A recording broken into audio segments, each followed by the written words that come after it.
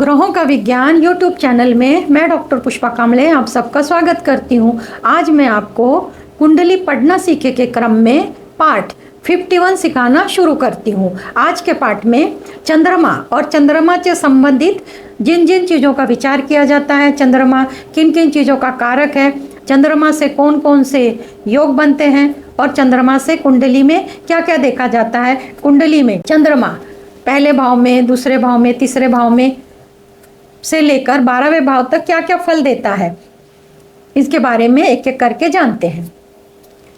पहले चंद्रमा किन चीज़ों का कारक है उनके बारे में जानते हैं। तो चंद्रमा मन का कारक है। चंद्रमा पहले भाव में, मेष लग्न में, वृश्चिक लग्न में, सिंह लग्न में, तुला लग्न में, धनु लग्न में, मीन लग्न में शुभ फल देता है।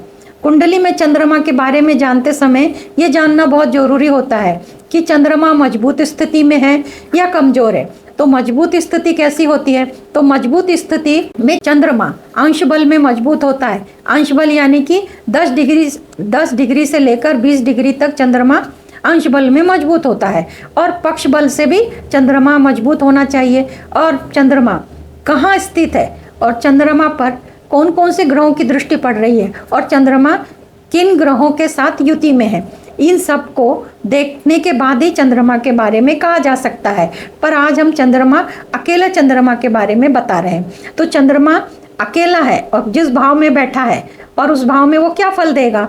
तो कुंडली में 12 भाव होते हैं। तो पहले भाव से लेके 12 भाव तक जिस भाव से जो चीज़ें जुड़ी हुई हैं, तो चंद्रमा उसी भाव से संबंधित चीज़ों का फल देते हैं। अगर वो चंद्रमा बलवान रहा तो उस भाव से संबंधित चीज़ों के शुभ परिणाम मिलेंगे, और चंद्रमा बलहीन रहा तो जिस भाव में है और उस भाव से संबंधित अशुभ फल मिलेंगे। इस तरह चंद्रमा के बारे में बताया जाता है। तो अब चंद्रमा मजबूत है तो चंद्रमा मन का कारक है, आत्मविश्वास भरपूर होता है।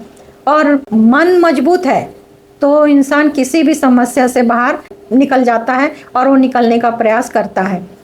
चंद्रमा मजबूत होता है तो जिन जिन चीज़ों का कारक है उन सब चीज़ों से उसको लाभ मिलता है। अगर कुंडली में चंद्रमा अशुभ है, कुंडली में लग्न मिथुन लग्न, कन्या लग्न, वृश्चिक लग्न में चंद्रमा होता है तो अशुभ फल मिलता है। वृश्चिक लग्न यानी कि चंद्रमा की नीच राशि है, इसके लिए कुंडली के बाकी ग्रह भी देखने पड़ते हैं कि इन लग्नों में अगर चंद्रमा अशुभ फल दे रहा है तो बाकी के ग्रहों की भी स्थिति विचारनी होती है। चंद्रमा शुभ है और चंद्रमा अशुभ है तो शुभ फल और अशुभ फल कब मिलते हैं? तो चंद्रमा की दशा अंतरदशा में और गोचर में इसके शुभ अशुभ फल मिलते हैं। चंद्रमा शीघ्रगामी है, मतलब जल्दी अपने स्थान बदलता है। उस प्रकार प्रत्येक मनुष्य के ऊपर उसके परिणाम जल्दी जल्दी होते हैं। चंद्रमा मन का कारक है। तो चंद्रमा की स्वराशि कर्क राशि है, उच्च राशि वृषभ राशि है और नीच राशि वृश्चिक राशि है। और चंद्रमा का जो भगवान है वो शिव देवता है। चंद्रमा शुक्ल पक्ष की पंचमी से कृष्ण पक्ष की पंचमी तक बलवान होता है। ये आप पंचांग से देखकर समझ सकते हैं। षटबल में चंद्रमा को चौथे स्थान भाव में दिग्बल प्राप्त होता है। चंद्रमा किन किन चीज़ों का विचार किया जाता है तो वो इस प्रकार है। चंद्रमा किस चीज़ों से विचार किया जाता है, एक एक करके उनके बारे में जानते हैं। तो चंद्रमा से औषधि देखते हैं, मनोरुग्ण, मनोदशा, लेफ्ट आई, माता के साथ संबंध कैसे हैं, मौसी का सुख, बचपन, दैनिक घटना, दैनिक राशिक फल, स्वाद नमकीन, रिश्ते में जो लोग उम्र में बड़े हैं उन लोगों का आकर्षण, दूध डेयरी, कल्पना शक्ति, महिलाओं के मासिक धर्म, गुप्त रोग संबंधी इलाज, छाती से संबंधित रोगों का इलाज, सर्दी, सिंचन विभाग, जूस के व्यवसाय, नर्स बनने के प्रशिक्षण, आयात निर्यात के व्यवसाय में लाभ हानि, श्वास रोग, गला छाती के रोग, टीबी, उच्च रक्तदाब, पागलपन, डिप्रेशन, फेफड़े संबंधी रोग, स्मरण शक्ति अच्छी या बुरी, अच्छी या कमजोर, जहाज, बंदरगाह। चंद्रमा मन का कारक है। सुगंध, रोग, पांडित्य, आलस्य, मिर्गी, फीट्स की तकलीफ, छाती में दर्द, मानसिक भाव, प्रसन्न और दुखी, ये सब का विचार चंद्रमा से करते हैं। नींद और निद्रा नाश की बीमारी, स्त्री सुख, प्रसन्नता, चांदी, जली पदार्थ, यात्रा, कुआं, तालाब, मांसपेशियां, श्वेत रंग, शीतल स्थूल देह, कांस्य धातु, नमक, माता मोती क्षय रोग, शरद ऋतु, मुख क्रांति, प्रसन्न, दुख, शहद दही, हंसी मजाक, सुख दुख, कवि कॉमेडियन, शीघ्र गतिशील, विद्वान, व्यवसाय, चंद्र वैश्य वर्ण का है, खाना पीना, दूर देश की यात्रा, रक्त जलीय, जीव मछली कछुआ खेकड़ा, नरम मुलायम वस्त्र, चरित्र संबंधी, चंचलता, वनस्पति, पितृ का संबंध, श्रृंगार, सौंदर्य, व्यक्ति की हाइट, चंद्रमा और लग्न से देखते हैं। चंद्र का लग्न से संबंध होता है तो व्यक्ति की हाइट कम होती है। चंद्रमा से संबंधित सूत्रों के अनुसार चंद्रमा के लिए जो सूत्र है वो एक, पहला, चंद्र कुंडली में चंद्रमा से गुरु का भ्रमण होता है तब जातक को धन मिलता है। दूसरा सूत्र, जब चंद्रमा से गोचर का शनि भ्रमण करता है तब जातक को नुकसान होता है। तीसरा सूत्र, जब चंद्रमा से गोचर का मंगल भ्रमण करता है तब जातक के बल में वृद्धि होती है। और कुंडली में 10वें भाव में चंद्रमा होता है तो जातक को मर्चेंट नेवी में तरक्की के योग बनते हैं। इस प्रकार चंद्रमा के बारे में एक एक करके आपको सूत्र बताए और चंद्रमा किस किस चीज़ों का कारक है उन सब के बारे में बताया। अब चंद्रमा से बनने वाले योग कौन कौन से बनते हैं? गजकेसरी, चंद्रमा गुरु किसी भी भाव में युति में होना चाहिए। चंद्रमा से चौथे भाव में, 7वें भाव में, 10वें भाव में होता है गुरु, तब गजकेसरी योग बनता है। ये योग केंद्र में बनता है। कुंडली में लग्न राशि चंद्रमा की मित्र राशि में होनी चाहिए। मित्र गुरु, रवि, मंगल इनकी राशियां होनी चाहिए। ऐसा जातक जिनकी भी कुंडली में गजकेसरी योग है तो ऐसा जातक नम्र, उदार होता है, देश का, ग्राम का मुखिया होता है, प्रसिद्ध होता है, लोगों की चाहने वालों की संख्या अधिक होती है और इनको मरणों उपरांत कीर्ति मिलती है, यानी अधिक सम्मान मिलता है।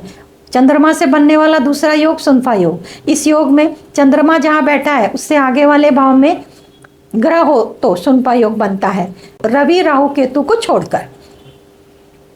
जिनके भी कुंडली में सुनफा योग है तो उनको क्या उसके सुख मिलते हैं? तो ये स्वयं कष्ट से धन अर्जित करते हैं, गरीब घर में जन्म लेकर उच्च कोटि की प्रसिद्धि प्राप्त करते हैं, सुंदर सुखी होते हैं, खानदान का और खुद का नाम रोशन करते हैं। तीसरा अनफा योग, चंद्रमा से बनने वाला ये योग, चंद्रमा जिस भाव में बैठा है उससे पिछले भाव में ग्रह हो तो ये योग बनता है, राहु, केतु और सूर्य को छोड़कर। रवि भी सूर्य को ही कहते हैं।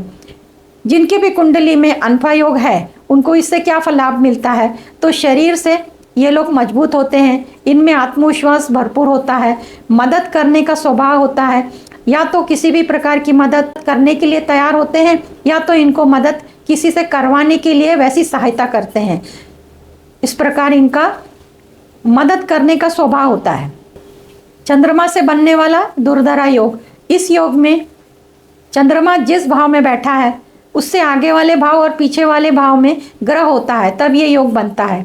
जिनके कुंडली में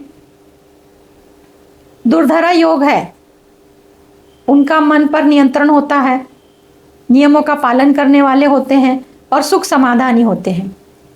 चंद्रमा से बनने वाला केमद्रुन योग, जिस भाव में चंद्रमा अकेला बैठा होता है उसके आगे और पीछे वाले भाव खाली होते हैं, वहाँ पे ग्रह नहीं होता है, तब ये योग बनता है। जिनके कुंडली में केमद्रुम योग बनता है उनको किसी भी कारण से कलंक लगता है, बदनामी होती है, गलत निर्णय से धन हानि होती है, सट्टा लॉटरी में धन नष्ट होता है। अब चंद्रमा से बनने वाला चंद्र मंगल योग, किसी भी भाव में चंद्र मंगल की युति में होता है या चंद्र मंगल एक दूसरे को सात्विक दृष्टि से देखते हैं तब यह योग बनता है। जिनकी कुंडली में चंद्र मंगल योग है ऐसे लोगों को गलत तरीके से धन कमाते हैं। माता और बहन के लिए ये योग अच्छा नहीं होता। आखिरी समय में ये लोगों को दुख और गरीबी का सामना करना पड़ता है। आदि योग चंद्रमा से बनने वाला योग है। जिस भाव में चंद्रमा बैठा है उससे 6वें, 7वें और 12वें भाव में शुभ ग्रह की स्थिति होती है। शुभ ग्रह में कौन आते हैं? गुरु, शुक्र और बुध, तब ये योग बनता है। जिसकी कुंडली में ये योग बनता है ये बहुत अच्छा योग है, सभी प्रकार के सुखों से समृद्ध होता है, जीवन सुख, समाधान और व्यवस्थित व्यतीत करता है। यह व्यक्ति विश्वास पात्र बना रहता है और लंबी उम्र जीता है। चंद्रमा मन का कारक है। चंद्रमा से जिन जिन चीज़ों से विचार किया जाता है इन सब के बारे में बताया। चंद्रमा से कौन कौन से योग बनते हैं ये भी बताया। आज की क्लास में इतना ही। धन्यवाद।